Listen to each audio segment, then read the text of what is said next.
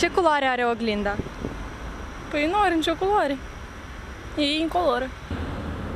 Lucitoare. Albă. Sură. Ce culoare are oglinda? Nu știu. Pe cum are? Și culoare? Albă, cred. Albă sau argintie. Nu are culoare. Nu are culoare, umbra are. Umbra, doar vedem umbra noastră. Nu știu.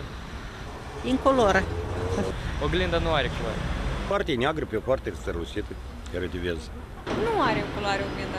Oglinda nu are culoare. Culoarea dumneavoastră. Verde. Că cum ar spune, noaptea e neagră, ziua e... Dar nici nu pot spune și culoare. Nu are culoare. Incolor. Nu știu. Dar nu are culoare. Nu știu. De obicei e culoarea noastră. Depinde cu ce culoare ochilor te uiți, poate, nu știu.